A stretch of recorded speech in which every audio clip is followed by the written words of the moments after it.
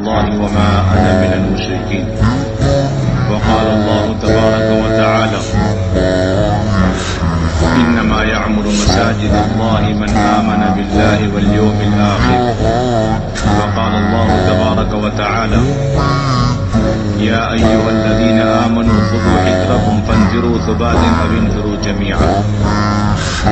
وقال رسول الله صلى الله عليه وسلم الدين النصيحة قلنا لمن؟ قال لله ولكتابه ولرسوله ولأئمة المسلمين وعامتهم. رواه مسلم. وأيضا قال من رأى منكم منكرا فليغيره بيده فإن لم يستطع فبلسانه فإن لم يستطع فبقلبه وذلك أضعف الإيمان. رواه مسلم أو كما قال صلی اللہ علیہ وسلم. میرے انتہائی قابل احترام بزرگوں، دوستوں، عزیز ساتھیوں، کام کرنے والے تمام عملے کی بنیادی اور اہم ترین ذمہ داری ہے اپنے پورے کام کو سیرت کی روشنی میں لے کر آئے، اس لیے کہ یہ امت جس طریقے سے عبادات اور عادات کے اندر سیرت اور سنتوں کی پابند ہے، اسی طریقے سے دعوت کے اندر بھی سیرت اور سنت کی پابند ہے. اسی لیے علماء کرام اور مفتیان کرام نے لکھا ہے کہ اللہ رب العزت نے 1.25 لاکھ انبیاء علیہم السلام کو دنیا کے اندر مبعوث فرما کے اپنے بندوں کو دین کی دعوت دے کر قیامت تک ہمیں یہ تعلیم دے دی کہ اللہ کے بندوں تک اللہ کا پیغام پہنچانے کا یہ مسنون طریقہ ہے. اس کا کوئی بدل نہیں، اس کا کوئی متبادل نہیں. جس طریقے سے ایک انسان عبادت کے اندر اپنے جسم سے مکلف ہے اور وہ اپنی جسم کے اعتبار سے اس فریضے کے ادائیگی پر مامور ہے اور کسی قیمت پر قیامت تک ایک معمولی سی عبادت کی ادائیگی میں ایک انسان کا کوئی بدل نہیں، اس کے جسم کا کوئی بدل نہیں، اسی طریقے سے اللہ کے بندوں تک اور امت کے ہر طبقے، ہر فرد امت تک اللہ کا پیغام پہنچانے میں انسان اپنے جسم سے، اپنی ذات سے مکلف بنایا گیا ہے. اور اس کے اندر یہ آلات اور ظاہری اور رواجی جتنے طور طریقے ہیں، یہ اللہ کے بندوں تک اللہ کا پیغام پہنچانے میں اور اس علم کو امت تک پہنچانے میں یہ انسان کا ایک لمحے کے لیے رائے کے دانے کے برابر بدل نہیں بن سکتا. اس لیے حضرت مولانا الیاس صاحب، حضرت مولانا یوسف صاحب علیہم الرحمہ اپنے عملے کو بڑی تاکید فرماتے تھے کہ اپنے آپ کو اور اپنے کام کو رواجی طریقوں سے بچاؤ، اس لیے کہ ان کے اندر رواج کی ظلمتیں ہیں اور سنت طریقوں کے اندر سنت کا نور ہے. حضرت مولانا یوسف صاحب رحمۃ اللہ علیہ فرمایا کرتے تھے کہ رواجی طریقوں میں سہولتیں اور آسانیاں ضرور نظر آئیں گی، لیکن جتنی سہولتیں آسانیاں اس سے کئی گنا زیادہ دشواریاں ہیں. اور سنت طریقوں میں جب دین کی محنت کو لے کر ہم کھڑے ہوں گے، اس میں شروع میں تکالیف اور مجاہدوں کا سامنا ہوگا، لیکن بہت جلد اس کے ساتھ اللہ کی غیبی مدد نصرتوں کا سلسلہ شروع ہو جائے. اس لیے اللہ رب العزت نے مجاہدوں پر وعدہ فرمایا والذین جاہدوا فینا لنہدینہم سبلنا. مجاہدہ کسی بھی قسم کی مشقت کو دین کی محنت کے سلسلے میں برداشت کر لینے کا نام نہیں کہ آپ نے دین کی محنت کے سلسلے میں کوئی بھی تکلیف کسی بھی طریقے سے آپ نے برداشت کر لی، کہ نہیں، اللہ کے بندوں تک اللہ کے پیغام کو انبیاء علیہم الصلاۃ نبی پاک علیہ الصلاۃ حضرات صحابہ رضی اللہ عنہم اجمعین کے نقش قدم پر، سیرت پر اس دعوت کو پہنچانے میں آنے والی ناگواریوں کو اللہ کے لیے برداشت کرنے کا نام اصل مجاہدہ ہے، جس پر اللہ کی طرف سے ہدایت کے وعدے. اس کے اندر اجتہاد اور اپنے قیاس کی کوئی گنجائش نہیں.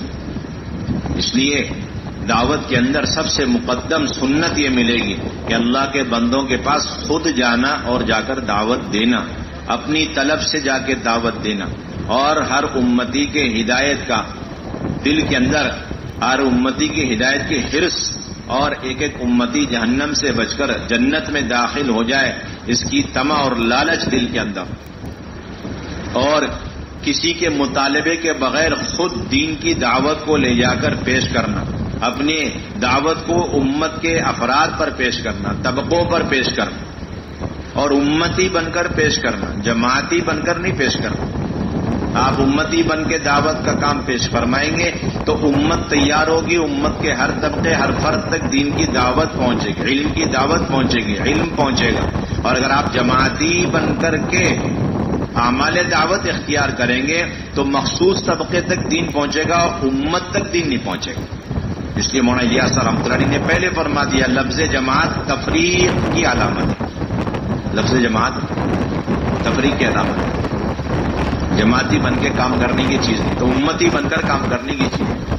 تو آپ صلی اللہ علیہ وسلم کی سنت میں اہم ترین سنت، حضرات صحابہ کا اہم ترین معمول ملے گا، ہر فرد کے پاس جا کر اس کو دین کی دعوت دینا اور اس میں آنے والی ناگواریوں کو برداشت کرنا۔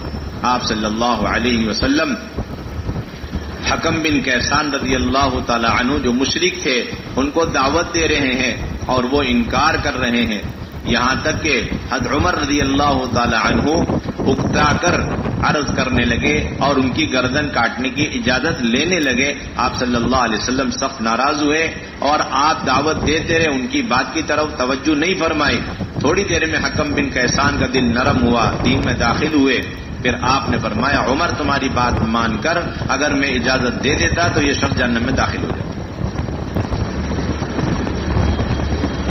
آپ صلی اللہ علیہ وسلم کی خدمت میں حضرت ابو بکر رضی اللہ تعالیٰ عنہ اپنے والد ابو قحافہ کو لے کر حاضر ہو رہے ہیں تو آپ برجستہ بغیر کسی تکلف کے آپ فرما رہے ہیں کہ ان کو ان کے گھر میں رہنے دیتے، یہاں تک کہ میں خود ان کے پاس دین کی دعوت لے کر پہنچتا۔ صدیق نے رضی اللہ تعالیٰ نے فرمایا کہ نہیں، یہ زیادہ حقدار ہیں کہ آپ کے پاس خود آئیں، آپ کو معلوم ہو جائے۔ اگر آپ کو معلوم ہو جاتا کہ کوئی شخص بیمار ہے تو آپ بیمار پرسی عیادت کے بہانے سے پہنچ کر اسے دعوت دیتے، چاہے عمر میں چھوٹا ہو بڑا ہو، چاہے اپنا ہو پرایا ہو۔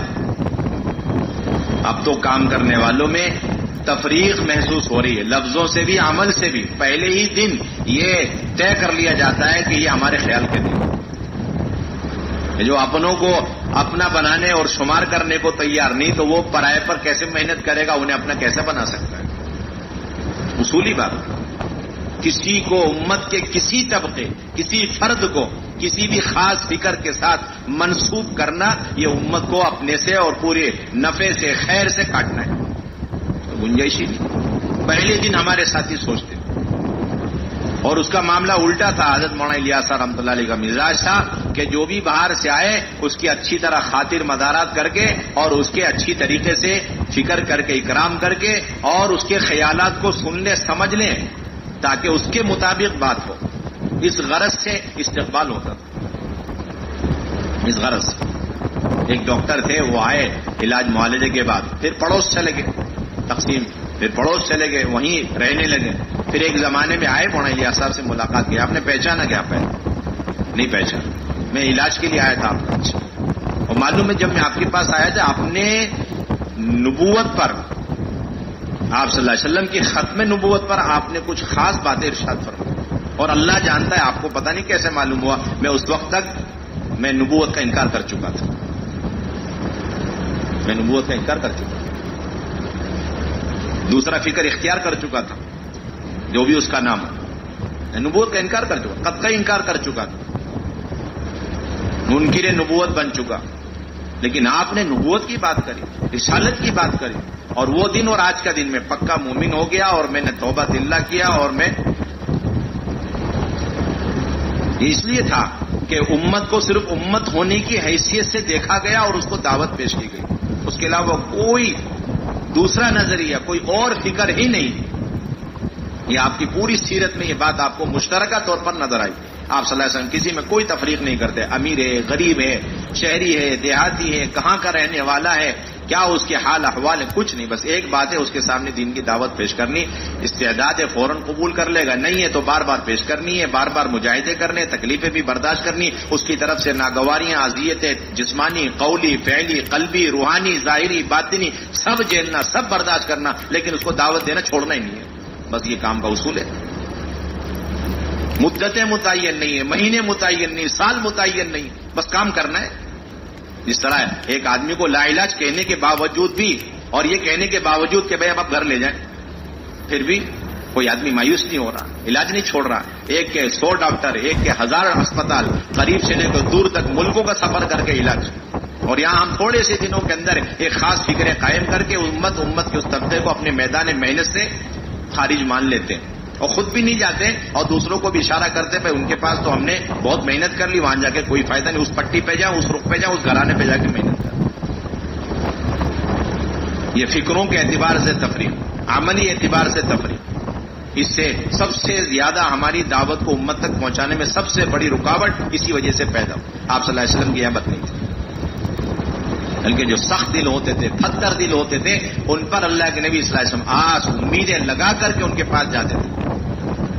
ہو سکتا ہے کہ یہ اگر دین قبول کر لیں، دعوت قبول کر لیں، تو ان کے نتیجے میں نہ جانے اور کتنے ان کے پیروکار اور ان کے متبعین دین میں داخل ہو. یہ آپ کا بھی مزاج تھا اور آپ نے اپنے ہر صحابی کا یہ مزاج بنایا. آپ کی پوری زندگی کا خلاصہ، ہر نبی کا خلاصہ، سب سے پہلے غیر مانوس لوگوں پر محنت کرنا. یہ سب سے بڑا اصول. پچھلے دنوں ایک صوبہ آیا اور ان سے پوچھا گیا آپ کے یہاں مسجدیں بہت ہیں لیکن اس کے باوجود کام نہیں ہو رہا، کیا بات ہے؟ تو انہوں نے کہا غیر مانوس. تو کہنے لگے کون سے نبی ایسے 1.25 لاکھ نبیوں میں سے یہ بتا دیں جو مانوس قوم کے پاس بھیجے گئے، اتنا بتا دو. ان کی قوم سے تو بھیجے گئے لیکن مانوس کوئی نہیں تھا. نبی کی بعثت اور نبوت کی علامت یہ ہوتی تھی کہ وہ انسیت کے دائرے سے نکل چکے اور اصرار، استکبار اور انکار کے درجے میں پہنچ چکے، اس میں پختہ ہو چکے. یہ کسی بھی نئے نبی کے دنیا میں آنے کی سب سے بڑی علامت ہوتی. کیوں آئے؟ کہ اب وہ سارا معاملہ ختم. ان کے اندر سے جو بنیادی طلب تھی اور طلب کی جو استعداد تھی وہ سرے سے ختم ہو گئی. اب نبی کو سرے نہ بھیجا جا رہا تاکہ بالکل بنیاد سے کام کو اٹھائے، طلب کی محنت کرے. اس لیے مولانا الیاس رحمۃ اللہ علیہ نے بڑی قوت کے ساتھ حضرت شاہ عطا اللہ بخاری رحمۃ اللہ علیہ سے یہ بات یہیں حجرے میں فرمائی اور یہ بات فرمائی کہ میں نے مختلف طریقے اختیار کیے دین کی محنت کے، لیکن بعد میں نے اب یہ طے کیا کہ ان سارے طریقوں کے اندر نفع ہے، یقیناً ہے، لیکن یہ بھی کوئی شک و شبے کی بات نہیں کہ ان سارے طریقوں کے اندر جو نفع ہے وہ محدود ہے اور امت لامحدود ہے. اور وہ طریقہ کاری اختیار کرنا ہے جس سے لامحدود امت لامحدود طریقے پر فائدہ اٹھائے. اور وہ کیا ہے؟ میں نے طے کر لیا، اللہ تعالیٰ نے مجھے جتنی طاقت دی جسمانی اور روحانی، ظاہری، باطنی، ان سب کو اس کام اور اس راستے میں لگاؤں گا موت تک جس میں اللہ کے نبی لگا کر گئے. تو شاہ صاحب بہت چوکنا ہو گئے، پتہ نہیں کون سی بات، کہا کہ وہ ہے بے طلبوں میں دین کی طلب پیدا کر. جب مولانا الیاس رحمۃ اللہ علیہ نے حضرت شاہ عطا اللہ بخاری رحمۃ اللہ علیہ سے فرمایا، اسی اجرے میں فرمایا، یہ طے کر لیا میں نے کہ سارے کام کروں گا میں، ٹھیک، لیکن جس پہ سب سے زیادہ اپنی مجھے طاقت لگانی، قوت لگانی، اللہ کی طرف سے ملی ہوئی ظاہری باطنی نعمتوں کو لگانا، وہ بے طلبوں میں دین کی طلب، کیونکہ اللہ کے نبی اور تمام نبیوں کی محنت کا خلاصہ ہی ہے.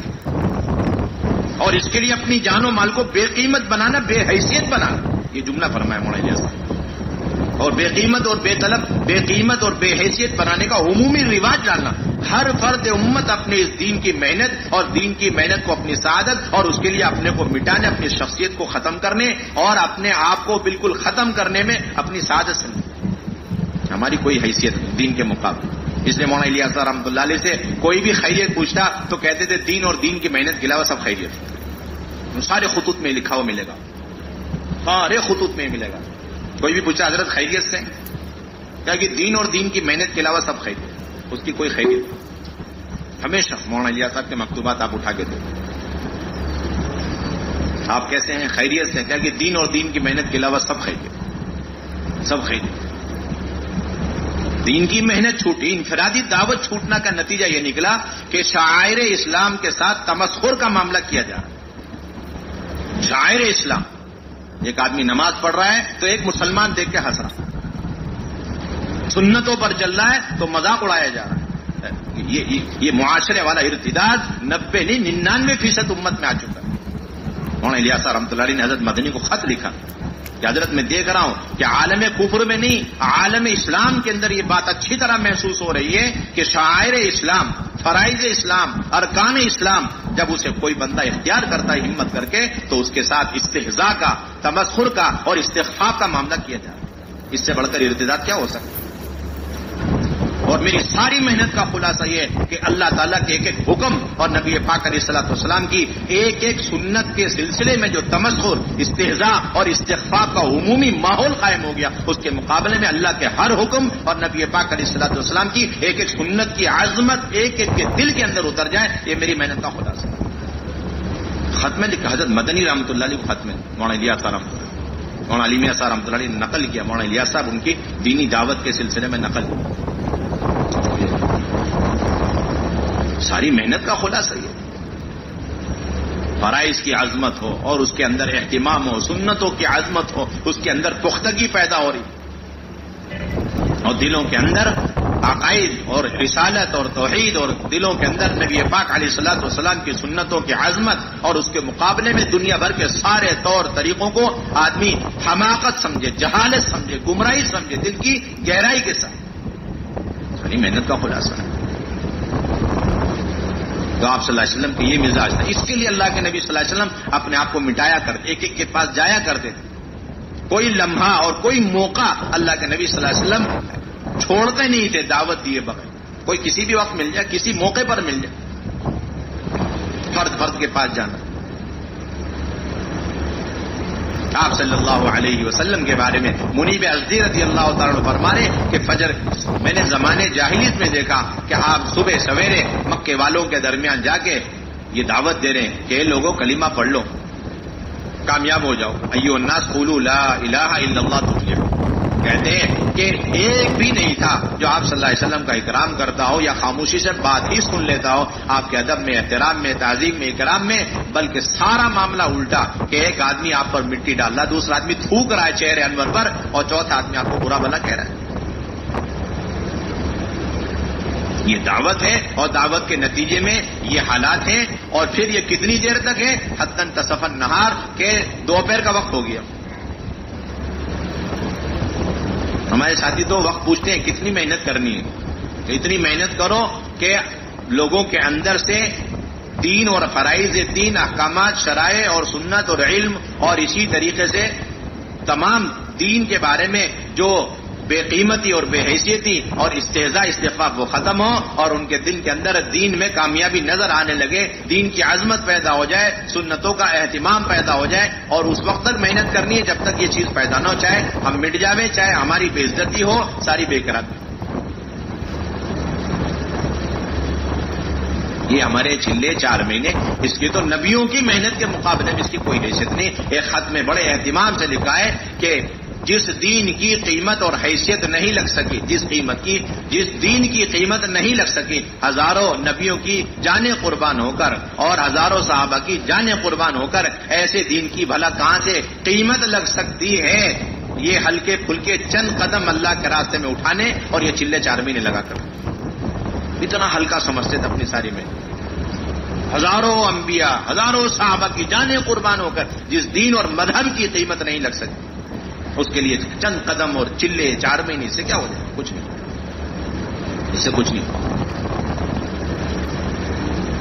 اس لیے جذبہ کیسا ہو، مولانا منظور نعمانی صاحب فرماتے ہم تو بیان بھی نہیں کر سکتے کہ مولانا الیاس رحمۃ اللہ علیہ کس جذبے سے کام کیا کرتے تھے، پھر بھی کہتے ہیں عقل کے قریب لانے کے لیے ایک مثال دے رہا ہوں۔ فرماتے تھے کہ اگر ایک آدمی کے سامنے جہنم کو اس کی تمام تر عذابات کے ساتھ اور اس کے اندر کی تکلیفوں کے ساتھ اسے سامنے رکھ دیا جائے، اور دوسری طرف جنت کو اس کی تمام تر نعمتوں سے آراستہ مزین کر کے رکھ دیا جائے، اور ایک آدمی سے کہا جائے کہ یہ سارے پہاڑ ہیں، دریا ہیں اور یہ سارے جنگلات ہیں، اگر آپ اس کو پار کرتے ہو تو پھر آپ کو یہ جہنم سے حفاظت ملے گی، جنت میں داخل ہوں گے۔ تو ایک آدمی اس جنت کو حاصل کرنے کے حرص اور لالچ میں اور اس جہنم سے بچنے کی فکر میں، جس فکر سے وہ پوری طاقت اور قوت اور توانائی لگا کر کے اس جنگلات کو پار کرے گا، پہاڑوں کو پار کرے گا، دریاؤں کو پار کرے گا، اس سلسلے میں جو وہ محنت کرے گا نا، فرماتے تو اس کی وہ جو محنت ہے، وہ محنت اس محنت کے مقابلے میں رائے کے دانے کے برابر نہیں، سمندر کے مقابلے میں قطرے کے برابر نہیں، جو مولانا الیاس صاحب اپنے آخری بڑھاپے کی عمر میں امت کو جہنم سے بچانے کے لیے لگایا کرتے تھے۔ کہتے سمجھانے کے لیے، ورنہ یہ الفاظ نہیں میرے پاس۔ اور آج صبح آپ نے دیکھ ہی لیا حضرت نے کیا فرمایا کہ حضرت مولانا تقی عثمانی صاحب دامت برکاتہم نے کیا فرمایا کہ وہ جو کام ترقی پر جا رہا ہے اور امت کا جو میلان ہو رہا ہے اور امت کے خاص اور عام اور ہر امت کا طبقہ اس کی طرف، اس کی وجہ مولانا الیاس صاحب رحمۃ اللہ علیہ کا وہ درد اور غم اور اندر کی وہ کڑن اور وہ اندر کی جو ہے وہ آگ اور تپش تھی جس کی، اور ان کا خلوص اور مجاہدہ تھا جس کی وجہ سے یہ سلسلہ، اس کے بغیر تو کام نہیں ہوتا۔ تو پہلی بنیادی سنت، ہر فرد امت کے پاس جا کر کے دعوت پیش کر، اپنی ذات سے پہنچنا، غیر مانوس لوگوں کے پاس جونا، انجان لوگوں کے پاس جونا، اور جو سخت قسم کی تکلیفیں، اذیتیں اور مخالفت پر مصر ہیں ایسے لوگوں کے پاس بڑے اہتمام کے ساتھ جانا، صرف جا کر دین کی دعوت دینے کی دیر ہے، اللہ تعالیٰ پلٹیں گے اور ان کی جتنی تیزیاں ہیں وہ ساری کے ساری دین کی موافقت اور دین کی محنت کے سلسلے میں استعمال ہو۔ اور یہ بات آپ اچھی طرح یاد رکھیں کہ دین اور دین کی محنت کی ترقی جتنی مخالف ماحول میں ہوتی، مخالفتوں کا ساتھ ہوتی ہے اور اذیتوں کو ساتھ ہوتی ہے، اتنی دین کی ترقی، دین کی محنت کی ترقی اور اسلام کی ترقی موافقت اور موافقین کے ساتھ نہیں ہوتی۔ اصولی بات۔ حضرت مغیرہ بن شعبہ رضی اللہ عنہ فرماتے ہیں کہ حضور صلی اللہ علیہ وسلم کا ہمارا سامنا ہو گیا، میں ابو جہل کے ساتھ مدینے کے گلیوں میں جا رہا تھا، سامنا ہو گیا تو آپ نے دیکھتے ہی کہا، اے ابو الحکم حلم الی اللہ و الی رسول ادعوک الی اللہ، کہ میں تمہیں اللہ رسول کی دعوت دیتا ہوں، تم آؤ اللہ کی طرف آؤ، اللہ کے دین کی طرف آؤ۔ یہ سن کر ابو جہل کہنے لگا کہ اے محمد صلی اللہ علیہ وسلم، آپ ہمارے بتوں کو برا بھلا کہنے سے باز نہیں آئیں گے، آپ ہمارے آبا و اجداد کو بے وقوف کہنے سے باز نہیں آئیں گے، آپ یہ چاہتے ہیں کہ ہم بشارت دے دیں اس بات کی کہ آپ نے اپنے رب کا پیغام ہم تک پہنچا دیا ہے، چلیے ہم یہ بشارت دے دیتے ہیں، لیکن یاد رہے ہم آپ کی کبھی تصدیق نہیں کریں گے اس وقت تک جب تک یہ بات ثابت نہ ہو جائے کہ جس چیز کی آپ دعوت دے رہے ہیں اور جس چیز کا آپ دعویٰ کر رہے ہیں وہ بات حق ہے، جب تک یہ ثابت نہیں ہوگا ہم آپ کی تصدیق نہیں کریں گے۔ یہ سنتے اللہ کے نبی صلی اللہ علیہ وسلم انہیں چھوڑ کر کے چلے گئے۔ فوراً ابو جہل مغیرہ بن شعبہ کی طرف متوجہ ہو کر کہنے لگا کہ خدا کی قسم یہ محمد صلی اللہ علیہ وسلم جس چیز کی دعوت دے رہے ہیں اور جس چیز کا دعویٰ کر رہے ہیں یہ یقیناً حق ہی حق ہے، لیکن ہم ان کی تصدیق نہیں کرتے، یہ حق لیکن ہم ان کی تصدیق نہیں کرتے۔ معاویہ رضی اللہ تعالیٰ عنہ فرماتے ہیں کہ میرے والد ابو سفیان میری والدہ ہند بن عتبہ کو اپنی سواری پر پیچھے بٹھا کر کے اپنے کھیت کی طرف جا رہے، اپنے گاؤں دیہات کی طرف جا رہے، میں بھی اپنی ایک کھلی پر سوار ہو کے جا رہا، اتنے میں اللہ کے نبی صلی اللہ علیہ وسلم سامنے سے آگے، تو میرے ابا نے مجھ سے کہا کہ اب معاویہ اتر جاؤ تاکہ محمد صلی اللہ علیہ وسلم سوار ہو جائیں۔ آپ صلی اللہ علیہ وسلم سوار ہو گئے، تھوڑی دیر چلے، اس کے بعد آپ فوراً پلٹے اور پلٹ کر کہا اے ابو سفیان، اے ہند بن عتبہ، میں تمہیں اللہ کی دعوت دوں۔ آپ سیرت اٹھا کے دیکھیں، کوئی موقع آپ صلی اللہ علیہ وسلم نے نہیں چھوڑا، فرد کو دعوت دینا، دو فرد کو دعوت دینا، چھوٹی چھوٹی جماعتوں کو دعوت دینا، پھر آگے بڑھ کر کے جو بے طلب مینا کے خیموں کے اندر ہیں ان کے پاس جا کر کے ایک ایک کے پاس انتہائی بیچارگی کے ساتھ، انتہائی لاچاری کے ساتھ اور بڑے ہی عاجزی کے ساتھ آپ فرما رہے من یبینی و من ینصرنی حتی ابلغ رسالت ربی، کون میری نصرت کرے گا، کون مجھے ٹھکانہ دینے کے لیے تیار ہے تاکہ میں اپنے رب کا پیغام پہنچا دوں۔ اکیلے جا رہے، کبھی اپنے چچا عباس کو لے کر کے جا رہے، ایک ایک قبیلوں کو پہچان رہے ہیں، سمجھ رہے ہیں کون کتنی استعداد کا ہے، کتنی صلاحیت کا ہے اور کہاں سے شروعات کرنی۔ تو حضرت عباس فرما رہی ہے فلاں قبیلہ، یہ فلاں قبیلہ، یہ فلاں قبیلہ ہے، اب یہ سارے قبیلے ان کے حالات آپ کے سامنے، آپ گشت کہاں سے شروع کریں۔ ایک مرتبہ آپ صلی اللہ علیہ وسلم قبیلے چلتے چلتے ہر قبیلے والے نے انکار کر دیا، ایک قبیلے کے پاس پہنچے تو انہوں نے مختلف سوالات کیے، آپ صلی اللہ علیہ وسلم نے جواب دیا، انہوں نے کہا کہ جب آپ کی قوم نے آپ کو نکال دیا، دھتکار دیا، جھٹلا دیا تو ہم آپ کی تصدیق نہیں کر سکتے، لیکن ہم آپ کو جھٹلائیں گے بھی نہیں اور ہم آپ کو باہر نہیں نکالیں گے، آپ کی نصرت کریں گے، مدد کریں گے۔ تو چنانچہ آپ صلی اللہ علیہ وسلم ان کے پاس رک گئے، اتنے میں ان کا سردار آیا، بیحارہ نامی سردار آ کے کہنے لگا کہ کون آدمی نئے سے چہرے والا تمہارے پاس بیٹھا ہوا نظر آ رہا، کون ہے؟ کہنے لگے محمد صلی اللہ علیہ وسلم۔ کیا معاملہ ہے؟ انہوں نے آ کے ہم سے درخواست کری کہ ہم ان کی نصرت کریں اور ان کو ٹھکانہ دیں۔ کیا جواب دیا کہ ہم نے ان کی نصرت کر لی ہے اور انہیں ٹھکانہ دے دیا ہے، ہم ان کی تصدیق نہیں کریں گے، تکذیب نہیں کریں گے۔ تو کہنے لگا کہ ایسے شخص کو تم پناہ دے کر کے جسے اس کی قوم نے نکال دیا، جھٹلا دیا، دھتکار دیا، تم چاہتے ہو کہ سارا عرب ایک طرف سے تمہارے اوپر حملہ آور ہو جائے، حملہ کرے، ساری عربوں کی دشمنی لینا چاہتے ہو ایسے آدمی کو ٹھکانہ دے کر؟ میری رائے بالکل نہیں۔ یہ کہہ کر ان کو ورغلا کر پھر وہ آیا، اے محمد صلی اللہ علیہ وسلم آپ یہاں سے اٹھیے، یہاں سے اٹھیے، اللہ سید الانبیاء صلی اللہ علیہ وسلم آپ اٹھیے یہاں سے، آپ یہاں نہیں بیٹھ سکتے، آپ اٹھیے۔ آپ صلی اللہ علیہ وسلم خاموشی سے تنے تنہا ہے، کوئی نہیں ساتھ، اکیلے اٹھے، اپنی سواری پر سوار ہو جانے لگے۔ تو یہ بیحرہ نامی آدمی نے اپنے عصا اور ڈنڈے سے آپ صلی اللہ علیہ وسلم کی سواری پر ایک جو ہے کس کے چونکا لگایا تاکہ اس سے آپ کی سواری بدگی اور آپ صلی اللہ علیہ وسلم نیچے گئے۔ یہ دین کی محنت تکالیف اور اذیتوں ناگواریوں کے ساتھ اور غیر مانوس لوگوں کے پاس جا کے محنت کر، یہ ساری سنتیں دعوت کی، جب تک یہ سنتیں برقرار رہیں گی تو دعوت کی حقیقت اور دعوت کے نتیجے میں ہدایت مدعو کے حق میں اگر مقدر میں ہے، ورنہ ہلاکت طے ہے اگر ہدایت مقدر میں نہیں ہے، اور پورے عالم کا اس داعی کے لیے مسخر ہونا طے ہے۔ تین بنیادی باتیں ملیں، تین بنیادی باتیں ملیں۔ اگر ہدایت مقدر میں تو دعوت داعی جتنا دین کی دعوت کے سلسلے میں مجاہدے برداشت کرے گا اتنا اللہ رب العزت ہدایت کے فیصلے فرمائے اور اسے اپنے دین پر استقامت سے مالا مال فرمائے۔ دنیا کی بڑی سی بڑی لالچیں اور دنیا کے بڑے سے بڑے عہدے اور منصب کی ظاہری شکل صورتیں اس کے سامنے رکھ دی جائیں، لیکن وہ رتی بھر اور رائے کے دانے کے برابر اور لمحے بھر اپنے دین اور دین کی محنت کو چھوڑنے کے لیے تیار نہیں ہو، کیونکہ اپنے دین کا داعی ہو، اپنے دین کا داعی ہو۔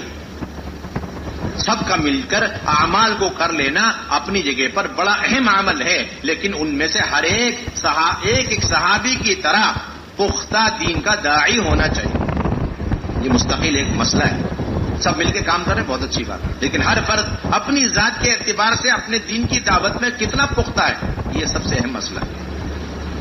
ایسا تو نہیں کہ ایک آدمی کی وجہ سے 9 آدمی چل پھر رہے اور ایک آدمی ادھر ادھر ہو گیا تو 9 آدمی بالکل ہینڈی کیپ ہو گئے، معذور ہو گئے، نہ سوچ سکتے، نہ بول سکتے، نہ سن سکتے، نہ دیکھ سکتے کہ وہ ایک تھے وہ چلے گئے، وہ ایک تھے وہ چلے میں گئے، وہ ایک تھے 3 دن میں چلے گئے۔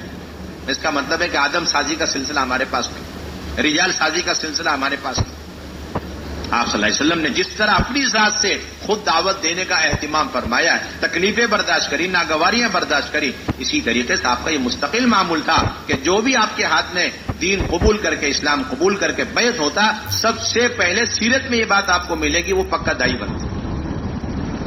ایک معمولی درجے کا آدمی، حضرت صدیق اکبر کے بارے میں مشہور ہے، وہ آئے اور دین میں داخل ہوئے اور گئے، اپنے دوستوں کو دعوت دی پہلے دن اور دوسرے دن، اور دونوں دن کے نتیجے میں اکثر عشرے مبشرہ دین میں داخل ہوئے۔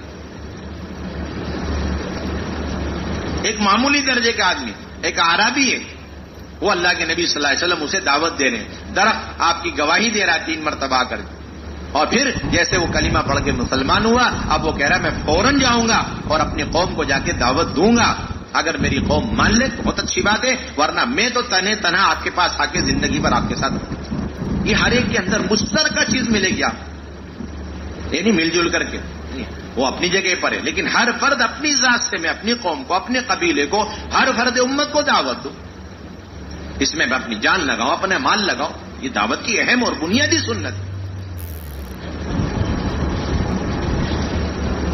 ایک معمولی درجے کا ایک شخص حضور کی خدمت میں آتا ہے، پہچانتا ہے بازار میں اللہ کے نبی صلی اللہ علیہ وسلم، اور پھر کلمہ پڑھ کے دین میں داخل ہوتے ہی خود تقاضا رکھتا ہے کہ اللہ کے نبی وہ ایک جنگل اور وہاں ایک چشمہ ہے، وہاں پر کچھ لوگ رہتے ہیں اور آپ مجھے اجازت دیں، میں فوراً جا کے ان کو دعوت دوں گا، اور مجھے پوری امید ہے، بڑی صلاحیت اور استعداد کے اور صاف دل کے لوگ ہیں، آپ اجازت دیں میں دعوت دوں، مجھے پوری امید ہے انشاءاللہ وہ سب کے سب کلمہ پڑھ لیں۔ عجیب بات ہے، ایک نیا آدمی، اس کا نام بھی نہیں ملتا، بس رجل کر کے ذکر آتا ہے، ایک فرد کلمہ پڑھ لیا بازار میں، اور وہیں پر دائی بن کر کے وہ اگلے دوسرے گشت کے لیے جا رہا ہے بنجر علاقوں میں۔ یہاں ہمیں پتہ ہی نہیں 10 سال ہو گئے، دوسری مسجد میں کام کو کیسے اٹھانا کچھ پتہ ہی نہیں، مشورے چل رہے بیٹھے ہوئے۔ جب گشت کی شکل میں نہج میں ہوگا تبھی تو دوسرے گشتوں کے ذریعے سے قریب کے دور کے محلوں کے اندر کام کی پختگی اور کام وجود میں آئے گا. جب گشت ہی نہیں ہے, گشت کی شکل میں نہیں, گشت سے متعلق جتنے مجاہدے وہ نہیں, ہم سمجھتے ہیں وہ اللہ کے نبی کے مجاہد الگ اور یہ گشت الگ ہے, یہ اپنی مرضی سے کر لو. نہیں, ایسا کچھ. اللہ تعالیٰ نے ان گشتوں کے اندر, ان ملاقاتوں کے اندر وہی انوارات, وہی ہدایت, وہی نورانیت.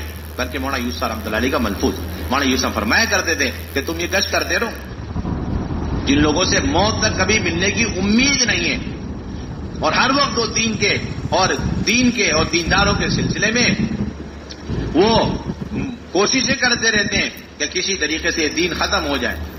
ایسے لوگوں کو اپنی گمراہی کا اور اپنے بھٹکنے کا اللہ آپ لوگوں کے گشتوں کے ذریعے سے احساس پیدا کر دے. ایسے جس طریقے سے کوئی آدمی جنگل میں, گھنے جنگل میں بھٹک گیا ہے اور سورج کی کرنیں پتیوں کے بیچ میں سے اندر جاتی ہیں, شعاعیں, تو وہ محسوس کرتا ہے کہ میں شاید راستہ بھول گیا, بھٹک گیا. اور پھر تم ان تمام علاقوں کے اندر گشت کرتے رہو. ان بڑی بڑی عمارتوں کے دائیں بائیں سے تم گشت کرتے ہوئے فکروں کے ساتھ نکلتے رہو. تو فرماتے تھے جس طرح مسلسل سورج کی شعاعیں اور کرنیں اس گھنے جنگل کے اندر جانے کی وجہ سے وہ شخص ایک نہ ایک دن باہر نکلتا ہے اور سورج کی روشنی کے بنیاد پر وہ اپنی منزل تک پہنچ جاتا ہے. اسی طرح ایک وقت آئے گا کہ سارے حکام ہیں, وزراء ہیں اور مختلف امت کے طبقات ہیں, خواص ہیں, یہ سب کے سب نکل کر آئیں گے. وہ دن زیادہ دور نہیں کہ تمہارے سامنے گھٹنے ٹیک کے کلمہ نماز سیکھ رہے ہو.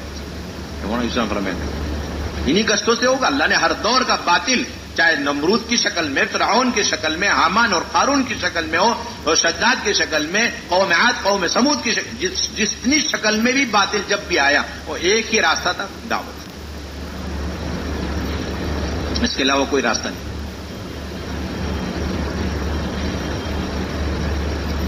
اللہ تعالیٰ کی طرف سے عذابات آئیں گے, وہ دور ہو جائیں گے. اگر عذابات آ بھی گئے, محنت کرتے رہے, عذابات آ گئے, تو فائدہ یہ ہوگا کہ ہم اللہ کے ہم معذور ہو جائیں گے. ہمارا کم کہنا سننا, مستقل موت تک کہنا سننا ہے, کوئی تحدید نہیں ہے. یہ قرآن میں ملتا ہے, کوئی تحدید نہیں. امر بالمعروف نہیں یعنی منکر کی کوئی تحدید ہی نہیں. اس وقت تک کہنا سننا ہے, اس وقت تک اپنی جان کو لگانا, اپنے اوقات کو, قیمتی وقتوں کو فارغ کرنا, خوشامدیں کرنا, جب تک وہ راہ راست پر نہ آ جائے. یہ نبیوں کی ساری محنت کا خلاصہ ملتا ہے. یہ تو انتظامی چیزیں, 3 مہینے جاؤ, 6 مہینے جاؤ, 1 سال جاؤ, 2 سال جاؤ, انتظامی چیزیں. اور نہ حقیقت یہ ہے. ہم نے اسی کو نصاب سمجھ لیا, اسی کو اعلیٰ ترین معیار سمجھ لیا. یہ ہماری تنزلی کی بنیادی وجہ اور سبب ہے, اور اصل سے ہم ہٹ گئے, انتظامی چیزوں میں لگ گئے. یہ سب انتظامی چیزیں. آپ قرآن اٹھا کے دیکھیں, اصحاب سبت کو اللہ تعالیٰ نے منع فرمایا کہ تم مچھلیاں مت پکڑا کرو, تو 2 حصے ہو گئے. ایک تو مچھلی پکڑتا ہی رہا, نافرمانی میں لگا ہی رہا, اور دوسرا حصہ نافرمانی سے بچ گیا. اور جو نافرمانی سے بچ گیا اس کے 2 حصے ہو. ایک حصہ وہ جو مچھلی پکڑنے والوں کو روکتا تھا, اور دوسرا حصہ وہ جو مچھلی پکڑنے والوں کو روکتا نہیں.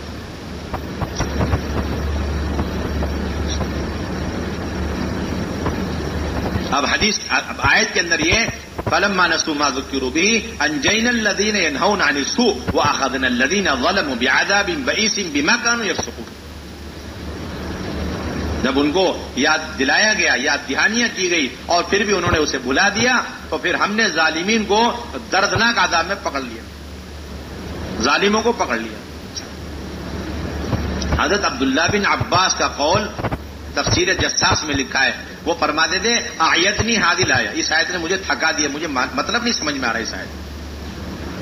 یہ بات صحیح ہے کہ جو نافرمانیوں میں رہے اور بات نہیں مانی وہ ہلاک ہوئے, یہ بات صحیح ہے. اور جو لوگ نافرمانی سے بچے اور نافرمانوں کو روکتے رہے, منع کرتے رہے, تو انہیں بھی نص قرآنی کی بنیاد پر یہ بات معلوم ہو گئی کہ ان کو نجات مل گئی. انجینا الذین ینہون عن السوء.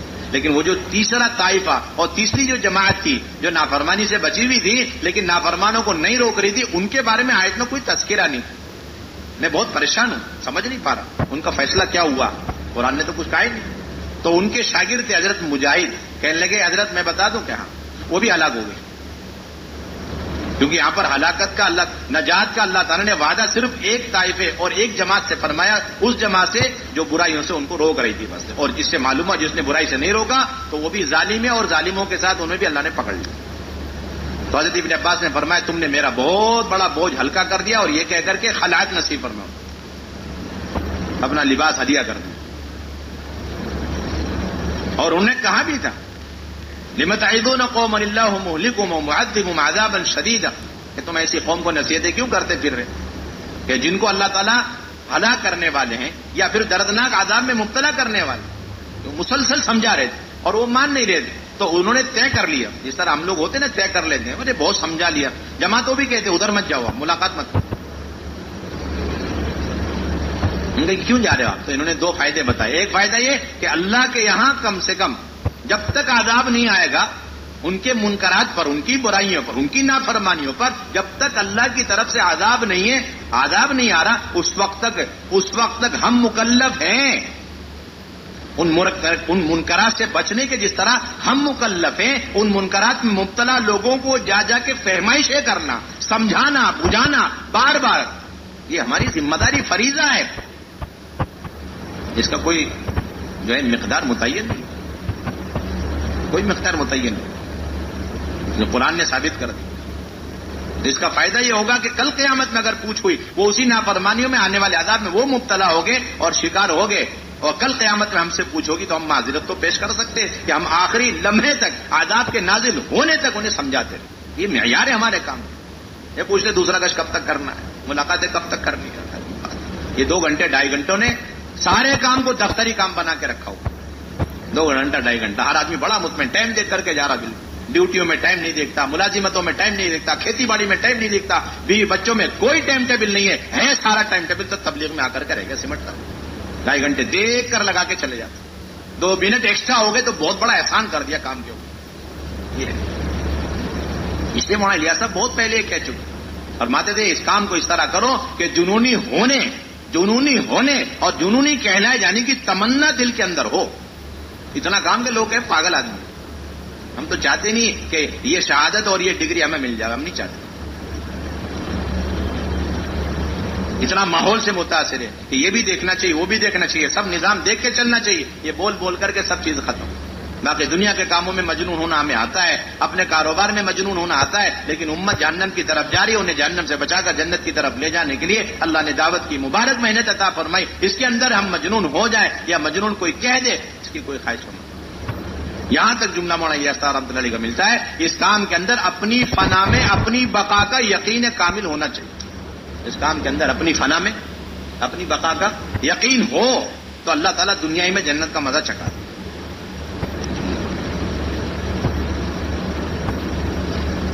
کام کے لیے ایکسو ہو جانا. فرماتے تھے کہ حضرت شیخ کو خط میں لکھتے کہ بس دعا کرو میرا رواں بس اس کام کے لیے ہو کے رہے, میرا کوئی لمحہ اور میری کوئی رائے کے دانے کے برابر اللہ کی دی ہوئی نعمت ہے, طاقت ہے, اس کام کے علاوہ کسی اور میں نہ لگ جائے. اس کی دعا کرو.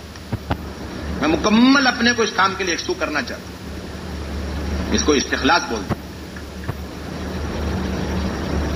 اور پورے یقین کے ساتھ. فرماتے تھے کہ یہ جو اللہ کی طرف سے عذابات آ رہے ہیں یہ نافرمانیوں کی وجہ سے تو ہیں. اس کے ساتھ یاد رہے کہ یہ عذابات ختم نہیں ہوں گے. لوگوں نے کہا حضرت دعا فرما دیں, یہ بڑے بڑے حالات امت کے اوپر, پریشانیاں, طرح طرح کی اذیتیں, تکلیف, آپ دعا فرما دیں. کہنے کہ جب تک شرط پوری نہیں کرو گے تو یہ کوئی دعا کارگر نہیں, کوئی دعا کارگر نہیں. شرط کیا ہے کہ امت کے اندر بے طلبی جو ہے اسے دور کرنا اور ان کے اندر دین کی طلب پیدا کرنا.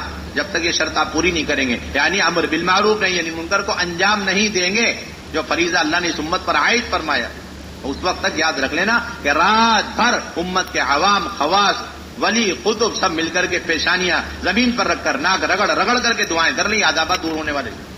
شرط چھوڑ دیا آپ نے, شرط چھوڑ دیا. بہت قوت سے کہتے تھے مولانا الیاس صاحب. ایک مکتوب نے یہاں تک لکھا حضرت مولانا الیاس صاحب رحمۃ اللہ علیہ نے کہ میں دیکھ رہا ہوں کہ امر بالمعروف نہی عن المنکر اور یہ دعوت کی مبارک محنت کے اندر جب تک تازگی پیدا نہیں ہوگی, پختگی نہیں پیدا ہوگی, اس وقت تک میں حضور صلی اللہ علیہ وسلم کی روح مبارک کو بے چین پا رہا ہوں. صاف طور پر فرماتے تھے پورے عالم کے اندر اس وقت جتنے حالات, جتنے مسائل ہیں, کہتے تھے پوری قوت اور وثوق کے ساتھ فرماتے تھے کہ ان سب کا حل اور ان سب کا دفعیہ اور ان سب کا ختم ہونا یہ میرے اس کام کے اندر منحصر ہے. جتنا یہ کام تازہ ہوتا چلے جائے, پختہ ہوتا چلے جائے, گہرا ہوتا چلے جائے گا اور جان و مال کو اس کے لیے بے قیمت کرنا آسان اور عام ہوتا چلے جائے گا, اتنے سارے حالات امت کے اندر سے ختم ہوتے چلے. بہت بنیادی چیز. اس کی پہلی بنیادی چیز ہر فرد امت کے پاس خود جان، انفرادی دعوت کا اہتمام کر، فرد کے پاس جان اور تکالیف کو برداشت کرنا، نامانوس سے نامانوس، غیر مانوس، سخت قسم کا آدمی، ضدی قسم کا آدمی، ایک کے پاس جانا، یہ سب سے پہلے. اس کے لیے ہمارے پاس کوئی ٹائم نہیں ہے ہمارے پاس. ہاں کوئی کم سے کم دے دے، کوئی حرج کی بات، ورنہ ہر ایک اپنے بیوی بچوں کے بعد جو وقت بچ رہا ہے وہ سارا کا سارا ادھر لگائے. پہلے تو یہ مجمع اس کا طے کر، یہ نہیں کہ 2.5 گھنٹے کا کام ہمارا، کوئی 2.5 گھنٹے کا کام. آج بھی حضرت صبح فرما رہے تھے کہ مولانا احسان صاحب نے مولانا یوسف صاحب کے بیانات میں سے اس بات کو بڑے اہتمام سے قلم بند کیا ہے کہ 12 گھنٹے چاہیے مسجد کو. کتنے گھنٹے چاہیے؟ 12 گھنٹے چاہیے مسجد، 12 گھنٹے. اور پھر یہ بات طے ہے، اہم ترین سنت ہے کہ ان دعوتوں کے نتیجوں میں آپ صلی اللہ علیہ وسلم نے اگلی جو سنت ہمیں سکھلائی وہ اس امت کو مسجدوں کے ماحول میں اور مسجدوں کے اعمال میں لا کر جمع کرنا اور مسجد کے ماحول میں رکھنا. یہ دعوت کی اہم ترین سنت حضور صلی اللہ علیہ وسلم نے اپنی 23 سال کی محنت کے نتیجے میں ہمیں سکھلایا. اور اللہ تبارک و تعالی نے ان مسجد اور مسجد کے اعمال کے اندر اس امت کی تعلیم اور تربیت اور تزکیے کا وعدہ فرمایا. اللہ کے بندوں کو اللہ کے گھر میں لا کر اور اللہ کی بڑائی بولنے سے بڑھ کر اللہ کے غیر کا تاثر دل سے نکالنے کا اور کوئی راستہ نہیں. وَلَمْ يَخْشَ إِلَّا اللَّهِ، ما سوى اللہ کا سارا خشیہ یعنی ما سوى اللہ کا سارا تاثر نکالنے کا واحد راستہ ہے ان مساجد کو آباد رکھو، کوئی راستہ نہیں. مولانا یوسف رحمۃ اللہ علیہ فرمایا کرتے تھے کہ کوئی آدمی مسجد میں آ کر 5 وقت کی نماز بہت اونچی سطح پر پڑھ کر کے چلے جاوے، لیکن مسجد میں آ کر مسجد والے اعمال میں مسجد کے حلقوں میں اگر نہیں بیٹھ رہا ہے تو پہلے سے زیادہ اسباب کا یقین لے کر کے لوٹے گا.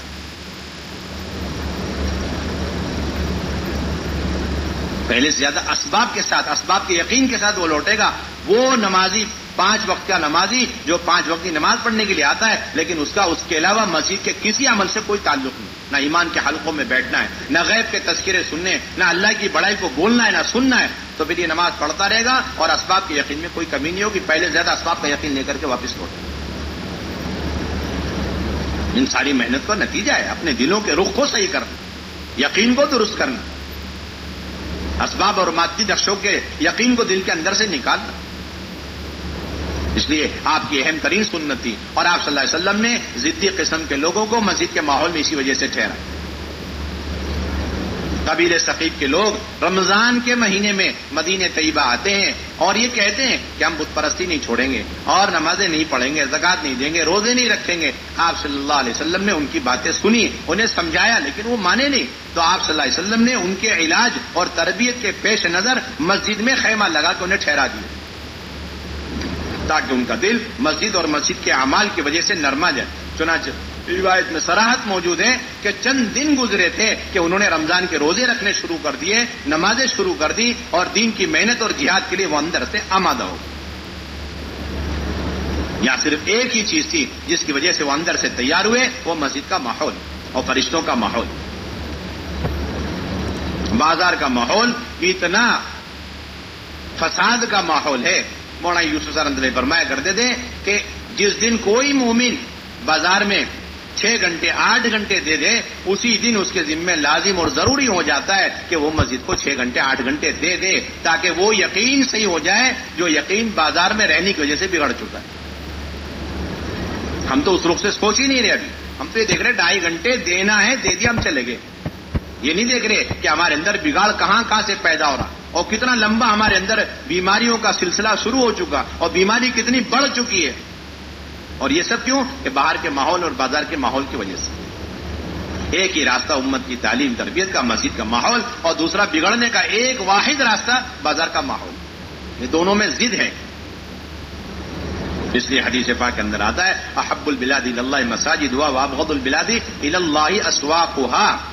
علامہ نووی رحمۃ اللہ علیہ فرماتے ہیں کہ مسجد کو احب البلاد کیوں کہا گیا؟ اس لیے کہ اس میں ہر وقت وہ اعمال ہوتے ہیں جو اللہ کی محبت کا ذریعہ ہیں، اور بازار یہ اللہ کے غضب کا کیوں ذریعہ ہیں؟ اس لیے کہ وہاں ہر وقت اللہ کے ناراضگی کے اسباب پائے جاتے ہیں، وہیں جھوٹی قسمیں کھائی جاتی ہیں، وعدہ خلافی وہی ہوتا ہے، امانت کی خلاف ورزی وہیں پر ہوتی ہے، امانت میں خیانت وہی کرتے ہیں، اور بیع و شراء کے اندر غبن اور جھوٹ اور دھوکہ دڑی اور غش اور لین دین کے اندر یہ جتنی بھی خرابیاں ہیں معاشرے کی، معاملات کی، بڑے اہتمام سے علامہ نووی نے اس حدیث کے نیچے لکھا ہے۔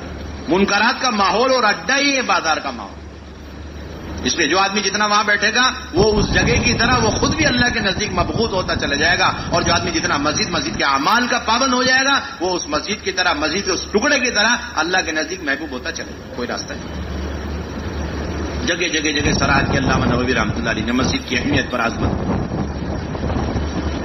طفیل بن عمرو دوسی اتنے متاثر ہو گئے کفار مکہ کی بات سن کر کہ اپنے کان میں روئی رکھ کر کے آئے کہ ان کی بات تو سننی ہی نہیں ہے۔ آج بھی امت کا بہت بڑا طبقہ، اللہ معاف فرمائے کہ اتنا بڑا طبقہ امت کا ہے وہ دین کی باتیں سننے سے بیزار، وہ سننا بھی نہیں چاہتا، ساری باتیں سنیں گے، دین کی بات نہیں سننا چاہتا، اللہ کے رسول کی باتیں نہیں سنتے۔ ابھی ایک جماعت گئی یہیں پر، غریب کا علاقہ ہے، مستورات کی جماعت گئی، ان کو کھلایا پلایا ہماری جماعتوں نے، خوب خرچ کیا، تو وہ صرف تھوڑی دیر کے لیے دسترخوان میں ہماری مستورات کے ساتھ بیٹھ جاتی تھی، اور تھوڑی دیر کے لیے، لیکن وہ کہتی تھی یہ بیان اور یہ قال اللہ قال رسول اور تعلیم کے حلقوں میں مت بٹھائے کرو، یہ بات یہ ہمیں نہیں لگتی، مناسب نہیں یہ بات۔ ایسا اندر سے انکار ہے، اللہ رسول کی باتیں سننے کے لیے اندر سے آمادہ ہے، لیکن جیسے مسجد میں قدم رکھا تو طفیل بن عمرو دوسی فوراً ان کے دل میں اللہ نے یہ بات ڈالی، ان کی بات سننے میں کوئی مذائقہ، کوئی حرج نہیں ہے، بات سننی چاہیے، اگر بات حق ہے تو قبول کریں، اگر حق نہیں صحیح نہیں ہے تو اسے رد کریں۔ یہ شخص ہیں کہ وہ ابھی تو مسجد میں داخل ہونے سے پہلے کان میں روئی رکھے ہوئے ہیں، اور یہی وہ طفیل بن عمرو دوسی ہیں کہ جن کی انفرادی دعوت کی وجہ سے 80 گھرانے ان کے خاندان کے دین میں داخل ہوئے، جس میں حضرت ابو ہریرہ رضی اللہ تعالیٰ۔ اس لیے یہ بہت بنیادی چیز ہے۔ ہماری صرف اتنی محنت ہے کہ 100% مسجد کے اطراف میں رہنے والے، امیر ہو، غریب ہو، اپائش ہو، معذورین ہو، اور جوان ہو، بوڑھے ہوں، مزدور ہو، کاشتکار ہو، جس قسم کے لوگ جس خیالات کے اندر بھی ہوں، لیکن کسی فرد کسی بھی طبقے کے درمیان امتیاز اور تفریق کیے بغیر ہر ایک پر ایسی محنت کہ وہ کسی طرح مسجد میں خوشامدیں کر کے اسے مسجد میں لے گئے۔ حضرات صحابہ کے سارے گشتوں کا یہ سارا خلاصہ ہے۔ عبداللہ بن رواحہ رضی اللہ تعالیٰ عنہ، حضرت عمر رضی اللہ تعالیٰ عنہ، حضرت معاذ بن جبل رضی اللہ، بلکہ امام بخاری علیہ الرحمن عنوان قائم کیا الایمان یزید و ینقص۔ امام مسلم نے بھی یہی المنہاج کے اندر یہی عنوان قائم کیا، یہ عنوان قائم ہے، باب کون الامر بالمعروف والنہی عن المنکر من الایمان وان الایمان یزید و ینقص وان الامر بالمعروف والنہی عن المنکر واجبان۔ یہ تین عنوان قائم ہے، امر بالمعروف نہیں عن المنکر ایمان کا حصہ ہے، اور ایمان میں سے، اور امر بالمعروف اور ایمان بڑھتا بھی ہے گھٹتا بھی ہے، اور امر بالمعروف نہیں عن المنکر یہ دونوں بنیادی واجبات میں سے، فرائض میں سے عنوان قائم کیا علامہ نووی رحمۃ اللہ علیہ، یہ فرائض میں سے، واجبات میں سے، اور اس کا ایمان سے گہرا تعلق۔ یہ سارے جو گشت ہیں یہ ملاقاتوں کا سلسلہ، یہ ایمان کے ترقی کا عین سبب ہے۔ اس لیے علامہ ابن القیم جوزی علیہ رحمہ نے فرمایا کہ جس طرح ایمان ہر فرد کے ذمے فرض عین ہے، 24 گھنٹے ہر لمحے، اور وہ ہر مسلمان کا اپنے قلب کا عمل ہے، اور اس ایمان کے فریضے میں کوئی کسی کا بدل نہیں بن سکتا، اسی طرح اس ایمان کی ترقی اور اس ایمان کی دعوت کے سلسلے میں ہجرت اور جہاد بھی فرض عین ہے اور ہر ایک کے ذمے ہے، اور اس میں کوئی کسی کا بدل نہیں بن سکتا۔ زاد المعاد فی حدیث خیر العباد میں لکھا ہوا، جس طرح ایمان فرض اس کی نسبت پر جہاد اور ہجرت فرض، اس کے بغیر نہیں۔ لوگ کہتے ہیں کہ گشتوں کا کیا حکم ہے؟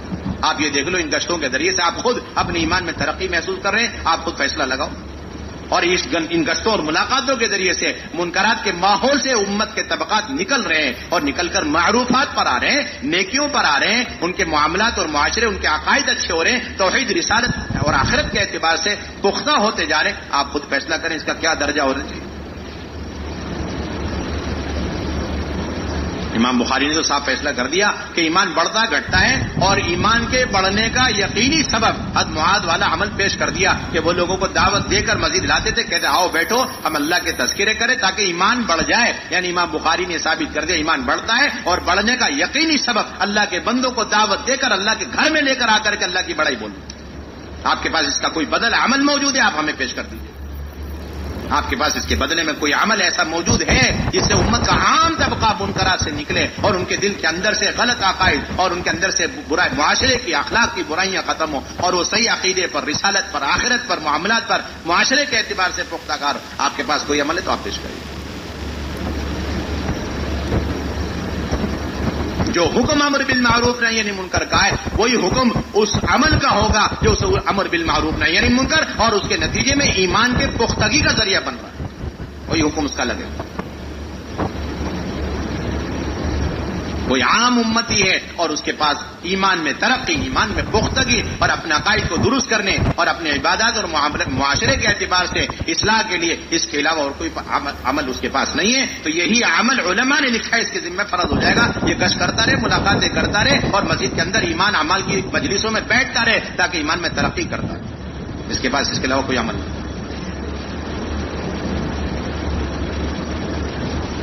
اس لیے بہت بنیادی ذمہ داری ان گشتوں کو، ان ملاقاتوں کو صرف گشت اور ملاقات کہہ کے چھوڑنا نہیں، یہ بعینہ امر بالمعروف نہی عن المنکر کے فریضے کی ادائیگی کا ایک مستقل شکل ہے، مسنون شکل.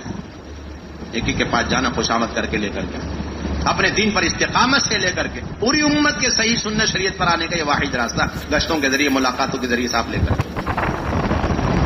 اس لیے حضرت عبداللہ بن رواحہ رضی اللہ عنہ یہ بات فرمائی ان قلوبنا اشد تقلبا من القدر اذا استجمعت غلیانها کہ ہم یہ کیوں گشت کر رہے ہیں؟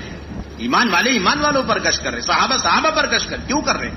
انہوں نے صاف بتایا اس کی وجہ یہ ہے یہ دل ہے نا بہت تیزی سے پلٹتا ہے، چاہے وہ صحابہ کا دل ہو چاہے ولی کا دل ہو، دلوں میں کوئی فرق نہیں ہوتا، دل پلٹتے بس، اس لیے اس کا نام قلب رکھا گیا. انہوں نے قاعدہ کلیہ کے طور پر بتایا یہ قلبوں کا حال، یہ دلوں کا حال یہ ہے کہ وہ اس ہانڈی سے زیادہ تیزی سے پلٹ جاتے ہیں جس کے اندر کی چیزیں بڑی تیزی سے پلٹا کرتی ہیں آخری ابال کے وقت. کہ اگر وہ مزید فرشتوں کے ماحول، ایمان اور یقین کے حلقوں میں، اعمال کے ماحول میں، تو پھر نیکیوں کی طرف تیزی سے اس کی طبیعت چلتی ہے، اس کا دل چلنے لگتا ہے. اس کے برعکس اگر وہ تھوڑی دیر کے لیے مسجد سے باہر نکل کے چلے گیا اور بازار کے ماحول میں بیٹھ گیا تو اتنی دیر میں اتنا متاثر ہو جاتا ہے کہ اس کو برائیاں نیکیوں کے مقابلے میں اچھی لگنے لگتی، برائیاں کرنے لگ جاتا ہے، سوچنے میں مجبور ہو جاتا ہے. آپ ایک واقعے سے اس کی مثال دیکھ سکتے ہیں.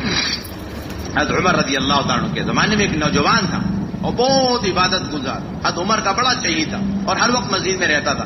مسجد سے باہر صرف اپنے والدین کی خدمت کے لیے نکلا کرتا. خیر القرون کا زمانہ، حضرت عمر جیسا زمانہ، اور مسجد سے اتنا لگاؤ رکھنے والا، اور وہ صرف اپنے ماں باپ کی خدمت کے لیے جاتا. وہ ماں باپ کی خدمت میں جب جاتا تھا راستے میں ایک بدکار عورت کا مکان پڑتا تھا، وہ اس نوجوان کو بہکاتی رہتی تھی. ایک مرتبہ بس چلتے چلتے وہ بہکا رہی. اس کا یہ اثر تھا کہ ایک مرتبہ وہ نوجوان اتنا جو ہے اس کی بات پر آ گیا کہ وہ عورت آگے آگے اور وہ نوجوان پیچھے پیچھے، اور وہ عورت اپنے گھر میں داخل ہو چکی اور وہ نوجوان بھی گھر میں داخل ہو گیا. آپ سوچئے سر، سوچئے خیر القرون کا زمانہ، مسجد میں ہر وقت پڑا رہنے والا جوان، حضرت عمر کے ماتحتی میں ان کی نگرانی میں اس کی تربیت ہو رہی. اور گزرتے گزرتے ایک خاتون کی اس تھوڑے سے وسوسے کوشش کے نتیجے میں اس کا دل پلٹ گیا.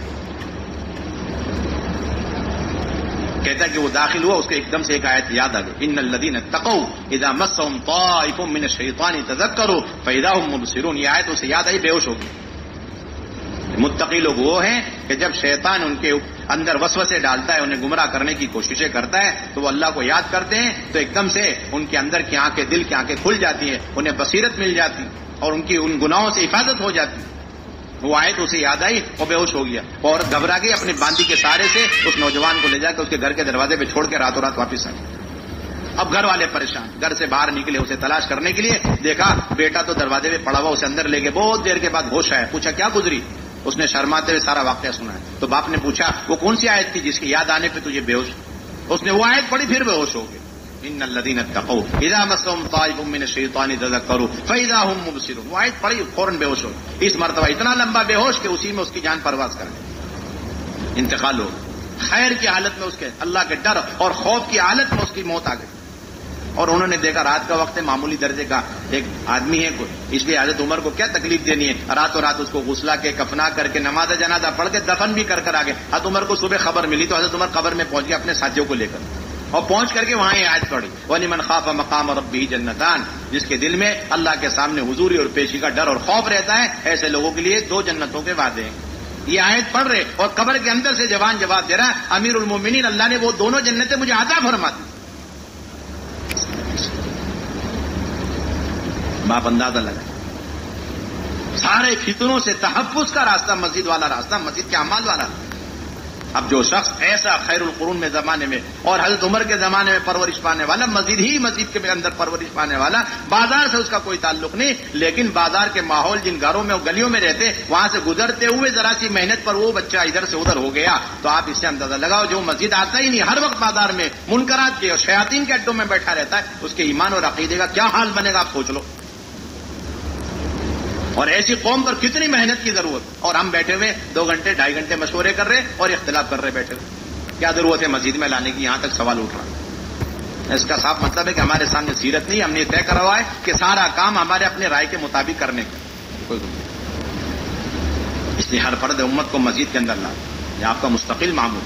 اور پھر مسجدوں کے اندر آپ صلی اللہ علیہ وسلم کا یہ معمول تھا, ایمان کے حلقے آپ اپنی ذات سے لگا, پورے مجمع کو رکھ کر آپ ایمان کے حلقے لے رہے ہیں, اور پورے مجمع کو رکھ کر آپ علم کے حلقے قائم فرما رہے ہیں. ایک وقت قبیلہ آ گیا حضور صلی اللہ علیہ وسلم کی خدمت میں, تو آپ صلی اللہ علیہ وسلم نے پہلے ان سے ان کی ایمان کی علامتیں معلوم فرمائی. انہوں نے بڑے اطمینان سے 15 علامتیں بیان فرمائی. اس کے بعد آپ صلی اللہ علیہ وسلم نے ان سے یہ فرمایا کہ ایمان کی یہ 15 علامتیں انتہائی ناقص ہیں اور یہ ناکافی ہیں جب تک اس کے ساتھ 5 اور ایمانی علامتیں شامل کر کے اسے مکمل نہیں کریں. اللہ کے نبی نے 5 علامتوں کی اور تعلیم دی. یہ کیا ہے؟ اللہ کے نبی صلی اللہ علیہ وسلم اور ایک قبیلے قوم کے 7 لوگوں کے درمیان ایمان کے حلقوں کے نمونے. ایک بڑے میاں اللہ کے نبی بیٹھے مسجد کے اندر تشریف فرمائے اور آ کے پوچھ لیں گے اللہ کے نبی صلی اللہ علیہ وسلم, وہ مسجد کے اندر وہ جنت میں ہم نے سنا ہے کہ ایک درخت ہوگا جس سے جنتیوں کو تکلیف پہنچے, بیری کا درخت ہوگا. آپ نے فرمایا کہ اللہ تعالیٰ کا ارشاد ہے فی صدری مخدود, بےخار کی بیریوں میں وہ جنتی لوگوں, وہ کانٹے کہاں جائیں گے. آپ نے فرمایا جو اللہ تعالیٰ اپنی قدرت سے کانٹے لگاتا ہے وہ اپنی قدرت سے ہر کانٹے کے بدلے پھل لگاتا ہے, اور ہر پھل کے اندر 70 ذائقے, اور ہر ذائقہ دوسرے ذائقے سے جدا ہو. یہ ایمان کے مذاکرے, جنت یعنی جنت اور جنت کے درخت اور درخت کے ایک ایک پھل کے تذکرے, کانٹوں کے تذکرے. انہوں نے کہا اس کا سایہ کیسا ہوگا. حضرت حضور صلی اللہ علیہ وسلم فرمایا کہ ایک کوا 1 مہینے تک اڑتا رہے تب بھی اس درخت کے سائے کے منتہا تک نہیں پہنچ سکتا. اچھا اس درخت کا تنا کتنا وسیع کتنا چوڑا ہوگا. آپ نے فرمایا ایک جوان اونٹ جوانی کی حالت میں چلنا شروع کرے, چلتے چلتے ہی بڑھاپا شروع ہو جائے اور بڑھاپے کی حالت میں چلتے چلتے موت کے قریب اس کی ساری ہڈیاں گل کے گر جائے, صرف ہنسلی کی ہڈی باقی رہ جائے. اتنا تسلسل کے ساتھ چل کر بھی وہ اس درخت تنے کا ایک چکر کاٹنے سے عاجز. ایمانیات کے تذکرے مسجد کے اندر اللہ کے نبی صلی اللہ علیہ وسلم. ایک دیہاتی کو لے کر آپ فرمائیں, اور ہمارے ساتھی پوچھتے مسجد میں بیٹھ کے کرنا کیا, کتنی دیر آپ گھنٹے لگایا کرتے تھے. مسلم شریف کی روایت میں آپ صلی اللہ علیہ وسلم فجر کی نماز کے بعد تشریف فرما ہوئے ممبر پر, اور آپ نے قیامت تک جو قیامت کی علامتیں آنے والی اور جو فتنے آنے والے اور جو اس کا علاج ہے وہ آپ بیان کرتے جا رہے یہاں تک کہ ظہر کا وقت ہو گیا. ہمارے ساتھی وقت پوچھ رہے کتنی دیر کرنا, اور تعلیم بہت دیر ہو گئی, اور تعلیم کرے کہ نہیں. ہم اللہ کے راستے میں اگر جائیں اور ہماری تعلیم ہو گئی, اس کے بعد مسجد وار جماعت تعلیم کرنے بیٹھے تو ہمیں بیٹھنا چاہیے نہیں بیٹھنا چاہیے, ایسے سارے سوالات ہو گئے. ظہر کی نماز پڑھائی, اللہ کے نبی پھر دوبارہ ممبر پہ تشریف فرما ہوئے, پھر آپ نے حدیث بیان شروع فرمائی یہاں تک کہ عصر کا وقت ہو گیا. راوی کہتے عصر کی نماز پڑھانے کے لیے آپ نیچے تشریف لائے اور پڑھا کر دوبارہ آپ ممبر پہ تشریف فرما ہوئے, اور مغرب تک آپ آخرت کے اور قیامت کی ساری علامتیں اور جتنے فتنے اور اس کے بچنے کے اسباب اور اعمال بیان کر, یہاں تک کہ مغرب کے وقت آپ کی مجلس پوری ہو, فجر سے لے کے مغرب تک تسلسل کے ساتھ, صرف بیچ میں وقفہ فرض نماز کی ادائیگی کے لیے سنت ہو. مسلم شریف کی روایت. یہ دن کا حال تھا مسجد النبوی کے اندر. رات کا کیا حال تھا؟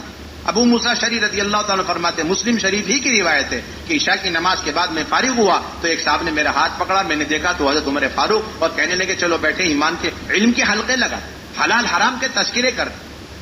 یہ علماء کے لیے بڑی عبرت کا مقام ہے.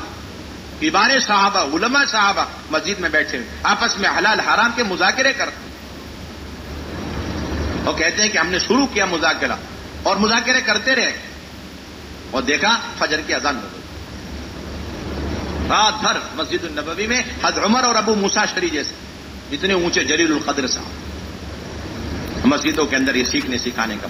اس لیے علماء سے درخواست کی جاتی ہے کہ علماء کرام اپنی تدریس، تصنیف اور تعلیم اور جتنی بھی دینی خدمات انجام دے رہے ہیں سر آنکھوں پر ہے، اس کی افادیت کا کسی قسم کا کوئی انکار نہیں ہے اور اس کی کوئی تردید نہیں، کوئی تنقیص نہیں، لیکن اس کے ساتھ ساتھ ان سے بہت مؤدبانہ درخواست، تمام قسم کی خدمات کے ساتھ ساتھ عین اللہ کی نبی کی سنت سمجھ کے مسجد کو تھوڑا قیمتی وقت آپ فارغ کریں. امت کے عام طبقے کو اپنے علم کے ذریعے استفادے کا آپ موقع اور راستہ کھولیں، ان کے لیے دروازے کھولیں. یہی بخاری ہم پڑھتے پڑھاتے ہیں، لیکن اسی بخاری میں اس لیے مولانا الیاس فرمایا کرتے تھے، مولانا یوسف رحمۃ ہم یہ نہیں کہتے کہ شیخ الحدیث بخاری کا درس چھوڑ کر کے مسجد میں بیٹھ کر اتحیات کی تعلیم دیں، ہم یہ تو نہیں کہیں گے، لیکن یہ ضرور گزارش کریں گے کہ جتنی اہمیت اور عظمت ہمارے دل کے اندر بخاری شریف کی درس کی ہوا کرتی ہے، وہی عظمت اور وہی اہمیت ہمارے دل کے اندر مسجد کے اندر بیٹھ کر ایک عام انسان کو اتحیات کی تعلیم دینے کی ہونی چاہیے. ہم یہ درخواست کرتے ہیں آپ سے، آپ تفریق نہ کریں، فرق نہ کریں، کیونکہ جو بخاری آپ پڑھا رہے ہیں اسی میں روایت موجود، جو مسلم آپ پڑھا رہے ہیں اسی میں وہ روایت موجود ہے کہ اللہ کے نبی صلی اللہ علیہ وسلم ممبر پہ بیٹھ کے ایک عام سے عام آدمیوں کو اتحیات کی تعلیم دیں. موطا امام مالک کی روایت ہے، حضرت عمر اپنے خلافت کے زمانے میں ممبر پہ بیٹھ کر کے عام آدمی آ رہے، نئے نئے لوگ آ رہے ہیں، انہیں وہ نماز پڑھنے آ رہے ہیں، جا رہے تو انہیں اتحیات کی تعلیم دے رہے ممبر پہ بیٹھ کر. تو ایمان کے حلقے اور علم کے حلقے یہ دو بنیادی چیزیں، ان دونوں کا تعلق مسجد سے.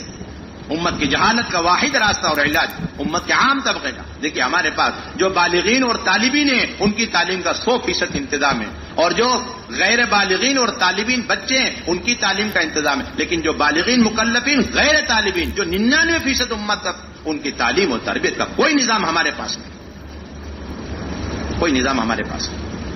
مولانا علی میاں صاحب رحمۃ اللہ علیہ نے بڑے اہتمام سے اس بات کو لکھا، مولانا سید سلیمان ندوی رحمۃ اللہ علیہ نے بڑے اہتمام سے لکھا ہے کہ پہلی صدی ہجری کے ختم ہوتے ہی جو تعلیم کے سلسلے میں تغیر پیدا ہوا، تبدیلی آئی، وہ یہ کہ تعلیم اور تربیت ان لوگوں کے لیے منحصر ہو کے رہ گئی، اور ان لوگوں کے لیے تعلیم اور تربیت کا سارا بندوبست اور انتظام تھا جو طالب بن کر آتے تھے اور جو بے طلب تھے اور جنہیں اپنے مرض کا سرے سے جو ہے احساس اور شعور نہیں تھا، اور جو اکثری لوگ تھے ان کے تعلیم کا تربیت کا کوئی انتظام باقی نہیں رہا، جبکہ وہی انبیاء کی محنت کی بنیاد اور شروعات تھی، اور وہی ان کی بعثت کا بنیادی مقصد یعنی بے طلبوں میں جا کے دین کی طلب پیدا کی.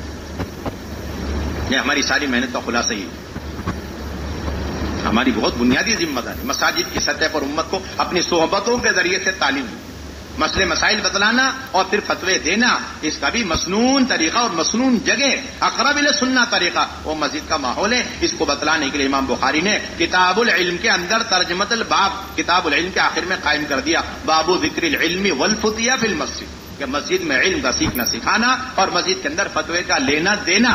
مسجد کے اندر آگے کچھ نہیں بولا، سنت ہے، واجب ہے، فرض ہے، کچھ نہیں بولتے امام بخاری، وہ آپ خود استنباط کرو. باب ذکر العلم والفتیہ فی المسجد، مسجد کے اندر سلسلہ تھا، کوئی بھی آتا اور آ کر کے مسجد سے اپنی ضرورت کا علم سیکھ کر کے جاؤ. ایک مچھیرا ہے اور سمندر میں مچھلی پکڑ رہا، دریا میں مچھلی پکڑ رہا، وہ بھی آ کر کے مچھلی سمندر کے پانی دریا کے پانی کے بارے میں مسئلہ پوچھ رہا ہے. مجھے نمازی ہوں، نماز پڑھنا ہے، وضو ہے، پینے کی ضرورت ہے، اس دریا کا کیا حکم ہے؟ اللہ کے نبی نے حکم فرمایا هو الطهور ماؤه والحل میتته. ایک شکاری ہے وہ بھی آ کر کے مسئلے معلوم کر رہا ہے، ایک کپڑے میں نماز ہو جائے گی، دو کپڑے ضروری. ایک معمولی سا چرواہا عقبہ بن عامر رضی اللہ تعالیٰ عنہ، اپنی اونٹ چرانے کی ان کی باری ہوا کرتی تھی، لیکن اس کے ساتھ ساتھ مسجد النبوی میں آ کر اپنے علم کے لینے اور سیکھنے میں ان کے لیے اونٹ چرانا اور اس معمولی قسم کے اجرت کا کام ان کے لیے مانی نہیں ہے. دروازہ کھلا ہوا ہے علم سیکھنے کا، آئیے اور سیکھ کر کے جائیے. عقبہ بن عامر فرماتے میں آیا اور دیکھا کہ اللہ کے نبی حدیثیں سنا رہے ہیں. میں نے کہا بڑی عمدہ روایت ہے. آپ نے فرمایا جو آدمی نماز پڑھے اچھی طریقے سے وضو کر کے تو وہ جنت میں داخل ہو جائے، اللہ کی طرف متوجہ ہو کے نماز پڑھے. تو حضرت عمر نے فرمایا اے عقبہ تمہارے آنے میں دیری ہو گئی، تمہارے آنے سے پہلے حضور صلی اللہ علیہ وسلم نے ایک حدیث اور سنائی.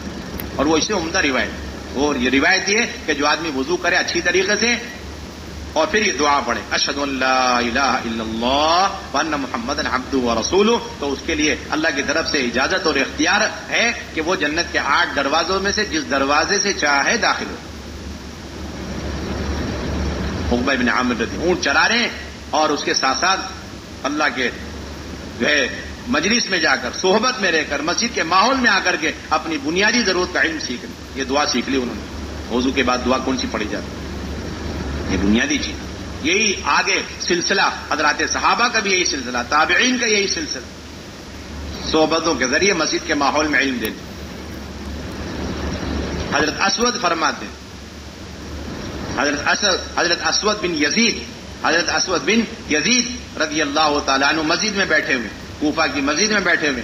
ایک صاحب نے آ کر کے پوچھا کہ اس آیت کو کیسے پڑھنا ہے، تو حضرت اسود بن یزید رضی اللہ عنہ فرمایا کہ حضرت عبداللہ بن مسعود رضی اللہ تعالیٰ عنہ یہ آیت ایسی پڑھتے، فہل من مدکر ایسے پڑھتے، فہل من مدکر نہیں پڑھتے، فہل من مدکر پڑھتے تھے. اور عبداللہ بن مسعود رضی اللہ تعالیٰ عنہ نے مجھ سے بیان کیا کہ اللہ کے نبی صلی اللہ علیہ وسلم بھی ایسے ہی پڑھتے. ایک ایک آیت ایک آدمی مسجد میں آ رہا ہے اور قرآن سیکھ کر کے جا. کیوں؟ ہر وقت علماء اکرام کبار تابعین میں شمار ہوتا ہے. اسود بن یزید، علقمہ بن مسعود بڑے کبار تابعین میں ان کا شمار. مسجد کے اندر علمی حلقے لگے.